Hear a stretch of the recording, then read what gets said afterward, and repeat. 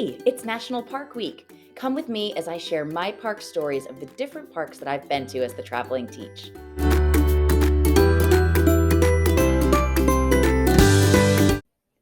Welcome to Petroglyph National Monument. It's in Albuquerque, New Mexico. This national park was absolutely incredible. I didn't know what to expect when we went, and I'm so glad that I discovered all that there is to learn about um, the ancestral Puebloan people and really begin to introduce that history and culture to me. So, I grew up in the late 1900s, as my students like to call it. And I'll be honest with you, we didn't have a ton of Black history and Indigenous history taught in my school. I think it's fairly common, as we're finding out now, that a lot of us were kept from knowing the full history of both marginalized groups of people of color. So, Black people as well as Indigenous people, not to mention as well also people of Mexican heritage and other Latino groups. So, I think that it's really important that we find out more about these histories, about this heritage, because we learn more about our own history as Americans, as European Americans, however you want to word it. We learn more about ourselves as a nation and as a people when we know more of these stories that have been kept from us for all of these years. So, arriving at Petroglyph National Monument, I just there's just a feeling there. I can't really describe it to you, but it was peaceful and warm. And the rock that is there is vesicular basalt, which is a type of volcanic rock. Basically, you end up with all these tiny holes in the rocks. Those are called vesicles. When the volcanic rock through an eruption kind of happens, then basically, as it's cooling, the little gases that are released through the cooling process leave these tiny little holes called vesicles. So this is vesicle basalt. And over time, vesicle basalt gets on at what is called desert varnish, or basically this oxidization on the outside of the rock. It is through these layers of oxidization that ancestral Puebloan people in particular would carve petroglyphs. Now, petroglyphs are not just fancy pictures, they are not graffiti, and they are also not the same as hieroglyphics. So, hieroglyphics in Egypt is a pictorial language where each picture kind of equates to a word. It's a written word, it's a written language in pictures.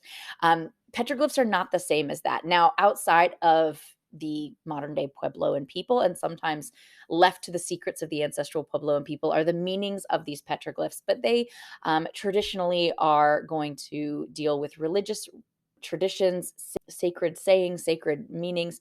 And so those outside of the Puebloan community don't really know as much about petroglyphs as those inside the Puebloan community. And there are still secrets left to the ancestral Puebloan community, meaning that they were created at a time and the meaning has been lost over time, but it was still sacred and important enough to share in the first place.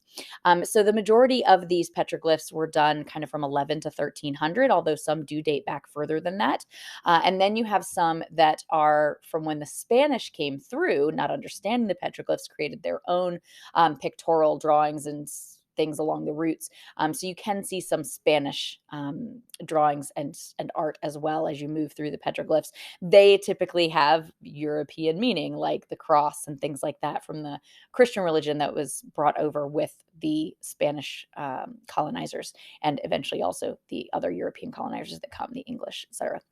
So it's very distinct and obvious to tell whose is whose when you're looking at whether or not it's something from the Spanish colonization time of 1700s or those earlier ancestral Puebloan petroglyphs.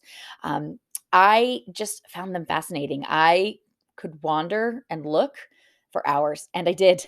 We actually went back a second day and saw more petroglyphs all throughout National Petroglyph Monument.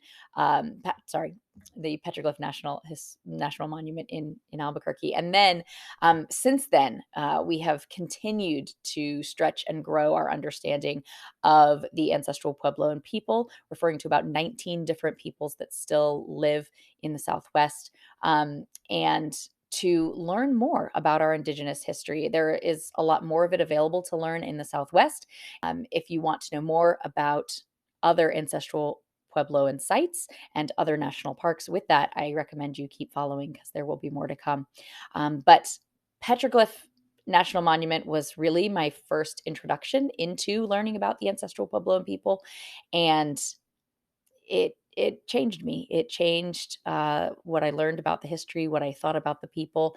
And then as I went on to more and more sites like Chaco Culture National Historic Site and Bandelier National Park, these different places that have been preserved to preserve that Indigenous history, became a really important part of my discovery, not only of our national parks, but also of our own American history. So that's been me, the traveling teach from Petroglyph National Monument. I hope you enjoyed my park story from today. Make sure you hit that subscribe button so that you can follow along with all my adventures as the traveling teach. I'll see you again soon.